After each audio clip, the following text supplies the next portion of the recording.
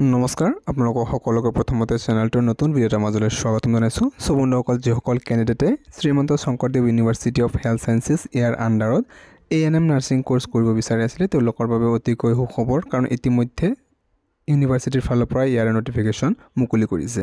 So নটিফিকেশ্যনটো মুকলি কৰিছে 20 আগষ্ট তাৰিখে। Admission into ANM courses in 10 number of government ANM training schools under the Directorate of Health Science Assam for the session 2024-25. Application are invited for interested female candidate আৰু ANM nursing course to অকল female বা মহিলা ছোৱালী কেণ্ডিডেটেহে অকল কৰিব পাৰিব। আৰু এই ANM নাৰ্ছিং কোৰ্চটো কৰিবলৈ আপোনালোকে প্ৰথমতে এক্সাম এটা দিব লাগিব, এন্ট্ৰেন্স এক্সাম। এই এন্ট্ৰেন্স এক্সাম যদি আপোনালোকে কোৱালিফাই কৰে তাৰপিছত ইয়াতে আপোনালোকে গভৰ্ণমেণ্টৰ আণ্ডাৰত কোৰ্চটো কৰিব পাৰিব। টোটেল 10টা গভৰ্ণমেণ্ট ANM ট্ৰেইনিং স্কুলত আছে, তো সেইকেইটাত আপোনালোকে কৰিব পাৰিব। আপোনালোকে এটা এপ্লিকেশ্যন ফিজ পে' কৰিব লাগিব। যদিহে জেনেৰেল কেণ্ডিডেট হয় তেন্তে 1500 ৰুপিজ। তাৰপিছত যদিহে ইয়াতে SC ST EWS OBC MOBC নাইবা টাই আহোম কোচ ৰাজবংশী মৰাণ মটক চুতীয়া কমিউনিটি আদি কমিউনিটি হয় তেন্তে 1200 টকা পে' কৰিলে হৈ যাব।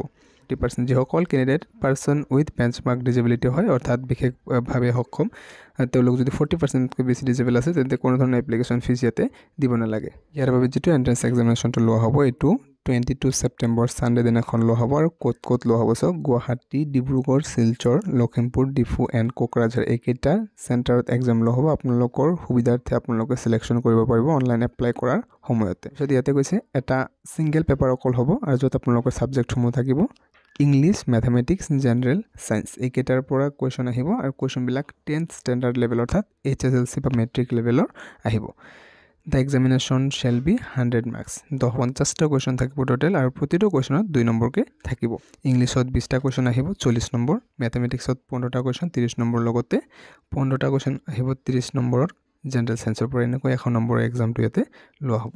লগতে ইয়াতে কোনো ধৰণৰ নেগেটিভ মাৰ্কিং নাথাকে যদিহে ৰং এনচাৰ কৰে বা আনএনচাৰ্ড কুৱেশ্যনৰ বাবে কোনো ধৰণৰ মাৰ্ক ইয়াতে দিয়া নহয়। Question will be both English and Assamese language. Asomiya আৰু ইংৰাজী দুয়োটা মাধ্যমতে আহিব। আপোনালোকৰ সুবিধাৰ্থে আপোনালোকে লেংগুৱেজ ইয়াতে এক্সামটো দিব পাৰিব।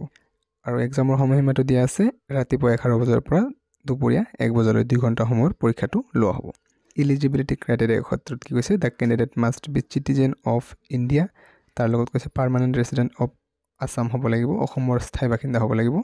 লগতে বয়সটো 17 বছৰৰ পৰা মেক্সিমাম 35 ইয়াৰ্ছ ৰখা হৈছে। আৰু যিসকল কেণ্ডিডেট যদি অংগনবাদীত কাম কৰি আছে বা আশা ৱৰ্কাৰ বা ট্ৰেইন ডায়াছ হয় তেওঁলোকে মেক্সিমাম 35ৰ পৰা 42 ইয়াৰ্ছৰ মাজত হ'ব লাগিব। আৰু এডুকেশ্যনেল কোৱালিফিকেশ্যনটো ইয়াতে হায়াৰ ছেকেণ্ডেৰী পাছ কৰা হ'ব লাগিব, 10+2 ইয়াৰ কোৰ্চ। ইয়াতে কোনো ধৰণৰ ষ্ট্ৰীমৰ কথা কোৱা নাই, আৰ্টছ, ছায়েন্স, কমাৰ্চ যিকোনো ষ্ট্ৰীমৰ পৰা হ'লে ইয়াতে কৰিব পাৰিব। এক্সামটো হৈ যোৱাৰ পিছত ইয়াতে মেৰিট লিষ্ট প্ৰকাশ কৰা হ'ব, কোনে কিমান নম্বৰ পালে সেই হিচাপে ইয়াতে চিলেকশ্যন হ'ব। আৰু ইয়াতে মিনিমাম কোৱালিফাইং মাৰ্কটো দিয়া হৈছে। জেনেৰেল বা EWS বা আনৰিজাৰ্ভ কেটেগৰীৰ পৰা যদি হয় তেন্তে তেওঁলোকে 30% মিনিমাম পালে ইয়াতে কোৱালিফাইং মাৰ্কটো হৈ যাব। তাৰপিছত SC ST OBC NCL MOBC বা দিব্যাংগ যদি হয় তেওঁলোকে 20% মাৰ্কছ ইয়াতে কোৱালিফাইং মাৰ্কছটো ৰখা হৈছে। এডমিট কাৰ্ডখন ডাউনলোড হোৱা ষ্টাৰ্ট হৈ যাব 16 ছেপ্টেম্বৰ তাৰিখে। আৰু যিহেতু 22 ছেপ্টেম্বৰ তাৰিখে এক্সামটো লোৱা হ'ব। অনলাইন এপ্লাই কৰিবলৈ আপোনালোকে www.ssuhs.in এইটো অফিচিয়েল ৱেবছাইটলৈকে গৈ এপ্লিকেশ্যন কৰিব পাৰিব। অনলাইন এপ্লিকেশ্যনটো ইতিমধ্যে 22 আগষ্ট তাৰিখৰ পৰা আৰম্ভ হৈ গৈছে। লাষ্ট ডেটটো 7 ছেপ্টেম্বৰ ৰখা হৈছে। গতিকে যদি আপুনি এইটো কোৰ্চ কৰিব বিচাৰিছে, ইণ্টাৰেষ্টেড হয় তেন্তে নিশ্চয়কৈ এপ্লিকেশ্যন কৰিব পাৰিব। তো এইটো হৈছে ইয়াৰ অনলাইন এপ্লিকেশ্যনৰ লিংক। আৰু এইটো আপোনালোকে ষ্টেপছসমূহ প্ৰথমতে ভালদৰে পঢ়ি যাব, কি ডকুমেণ্টৰ চাইজ বিচাৰিছে। তাৰপিছত নেক্সটত ক্লিক কৰিব। তাৰপিছত ইয়াতে আপোনালোকে চাব পাৰিব যে কোৰ্চ অফাৰ যিটো ANM হয়, আপোনালোকে যদি অংগনবাদী ৱৰ্কাৰ হয় য়েছ কৰিব, নহ'লে নো মাৰি দিব ইয়াতে। তাৰপিছত আপোনালোকৰ ইয়াতে সকলো ডিটেইলছ ফিল আপ কৰিব। ফিল আপ কৰাৰ পিছত ইয়াতে কোন ঠাইত আপোনালোকে এক্সামটো চুজ কৰিব, গুৱাহাটী নে ডিব্ৰুগড় নে শিলচৰ যোৰহাটীত আপোনালোকে ইয়াতে পাই যাব। তাৰপিছত এইবিলাক চাওক আপোনালোকে ফটো আপলোড কৰিব। ইয়াতে এটা পাছৱৰ্ড নিজে বনাব লাগিব। তাৰপিছত সেই পাছৱৰ্ডটো এণ্টাৰ কৰিব, অৰ্থাৎ আকৌ ইয়াতে লিখিব। তাৰপিছত ইয়াতে ছাবমিটত কৰি দিব পাৰিব। আপোনালোকে পে'মেণ্ট কৰিলে অনলাইন এপ্লিকেশ্যন ছাকচেছফুলি ছাবমিটেড হৈ যাব। ইয়াৰ অনলাইন এপ্লিকেশ্যন লিংকটো আপোনালোকে ভিডিঅ' ডেছক্ৰিপশ্যনত লাভ কৰিব। চ' আজি ভিডিঅ'টো ইমানেই আছিলে। যদি ভাল পাইছে নিশ্চয়কৈ লাইক এটা কৰি ৰাখিব আৰু নিজৰ সকলো ফ্ৰেণ্ডছৰ সৈতে শ্বেয়াৰ কৰিব। চেনেলটোত প্ৰথমবাৰৰ বাবে আহিলে ছাবস্ক্ৰাইব কৰি ৰাখিব পাৰে আগন্তুক এনেকুৱা ন'টিফিকেশ্যন পাবলৈ। ধন্যবাদ।